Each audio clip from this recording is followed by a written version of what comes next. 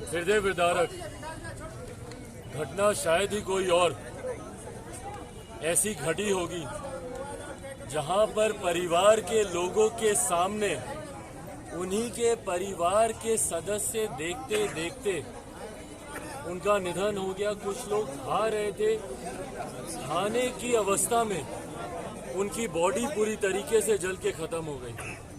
सोए हुए थे, उनके ऊपर पूरा घर का मकान का मलबा उनके ऊपर आके गिर गया। सबसे पहले मैं अपनी तरफ से, अपनी पार्टी लोक जनशक्ति पार्टी रामविलास की तरफ से तमाम मृतकों के प्रति श्रद्धांजलि अर्पित करता हूं। भगवान उनकी आत्मा को शांति दे और जितने घायल हैं उनके जल्द स्वस्थ होने की कामना करता हूं। पर साथ ही में मजबूती से ये सवाल भी शासन प्रशासन से पूछता हूं कि इन मौतों का जिम्मेदार कौन है। और इसको मैं मौत नहीं बोलूंगा, ये निधन नहीं है, हत्या है ये। और इस हत्या को करवाने वाले हत्यारे कौन हैं, ये जवाबदेही तय करने का समय है। क्या शासन प्रशासन हत्यारा नहीं है? क्या शासन प्रशासन को इस बात की जानकारी नहीं थी कि एक रिहायशी इतने भीड़ भाड़ वाले इलाके में किस तरीके से आप इस तरीके से अवैध धंधे के कार्य को आप चलने की आपने सहमति दे रखी थी? यहाँ अगल बगल में 2 थाना लगता है, डीएसपी का आवास मुश्किल से 200-300 मीटर की दूरी पर है। और ठीक उसके बीच में पिछले 20, 22, 25 सालों से, भगवान जाने कितने समय से, 20 साल की जानकारी हम लोग को इसीलिए है क्योंकि 2002 में भी एक ऐसी ही घटना संभवतः इसी स्थान पे घटी थी जिसमें 4 लोगों की मृत्यु हुई थी।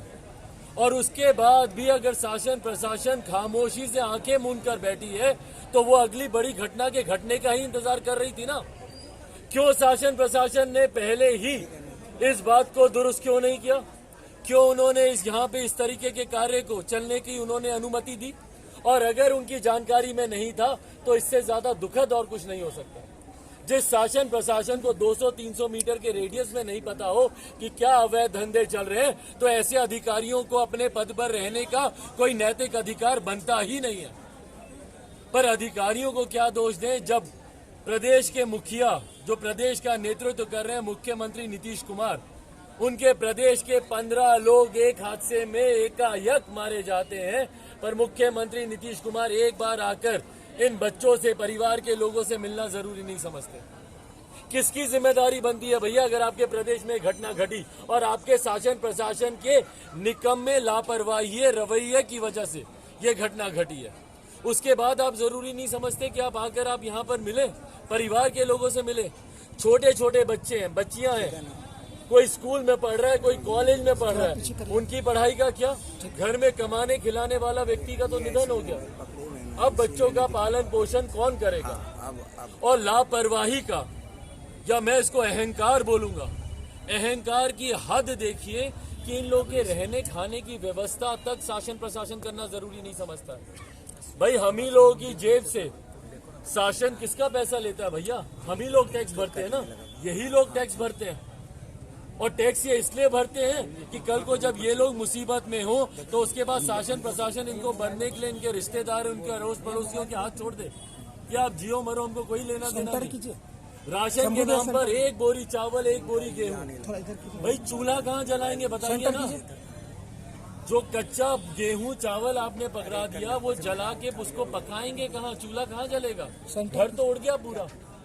और जो बाकी जो खंडर मौजूद है वो कब वो धराशाही हो जाए किसी को इसका कुछ नहीं पता। और उसके बाद अभी जब मैंने डीएम साहब से मैंने जब बातचीत की तो वो आधार बना रहे हैं कि भाई कोई मापदंड नहीं है। जब ऐसी अगर कोई आपदा आई तो क्या मानवता, इंसानियत अपने में कोई मापदंड नहीं है क्या? इंसानियत का कोई महत्व नहीं है, मानवता का कोई महत्व नहीं है? भाई चिराग पासवान को क्या लेना देना? पर अगर चिराग पासवान अगर यहाँ पर अगर आया है, इन लोगों से मिल रहा है, मेरी पार्टी के तमाम साथी अगर यहाँ पर सहयोग कर रहे हैं, राजेश है यहाँ पर अगर वो लगे हुए हैं, मेरी पार्टी के तमाम पदाधिकारी साथी यहाँ पर लगे हुए हैं, उनको खाना खिलाने की व्यवस्था, उनके रहने की व्यवस्था, ओढ़ने है, चादर ओढ़ने, पहनने, रहने का इंतजाम नहीं है। कम से कम इंसानियत के नाते जिला प्रशासन इतना तो कर सकता है। आप लोगों के माध्यम से मैं मांग करता हूँ मुख्यमंत्री नीतीश कुमार जी से कि अगर उनमें थोड़ी सी भी इंसानियत, थोड़ा सा भी जमीर उनके अंदर अगर मौजूद है, बचा हुआ है, जो कि मुझे नहीं लगता कि उनके ऊपर अंदर बचा हुआ है, क्योंकि ऐसी अनेकों मौतें हुई हैं और मुख्यमंत्री नीतीश कुमार जी के कानों पर जू ही नहीं रही। पर अगर थोड़ा सा भी जमीर अगर उनका मौजूद है तो कम से कम पहले तो आए, मिले इन परिवार के लोगों से और जो बेसिक चीजें हैं, इनका घर जो क्षतिग्रस्त हुआ है उसका निर्माण करवा के दें, मुआवजा दें ताकि घर परिवार के लोग अपना गुजर बसर कर सकें, बच्चे अपने स्कूल कॉलेज की फीस दे सकें।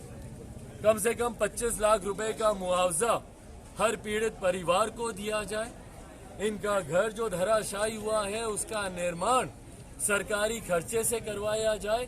और सबसे बेसिक चीज भैया कि जो लोग घायल हैं, ये तो कोई भी करता है, जो घायल है कम से कम उसका इलाज तो सरकार करवा सकती है। उसमें कितना खर्चा आता है?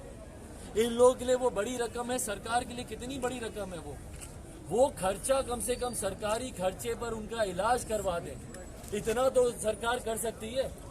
कल मैं लिखित रूप में भी मुख्यमंत्री नीतीश कुमार जी से, जिला प्रशासन से आग्रह करूंगा कि इंसानियत के नाते भाई हर चीज में नियम कायदे कानून नहीं देखे जाते हैं। कई चीजें हैं जो नियम कायदे कानून से उठकर आपको देखने की जरूरत है। बच्चियां रो रही हैं, जवान लड़कियां हैं यहाँ पर, कल को भगवान ना करे उनके साथ कोई और घटना घट जाए, उनके साथ कुछ और हो जाए तो कौन जिम्मेदारी लेगा?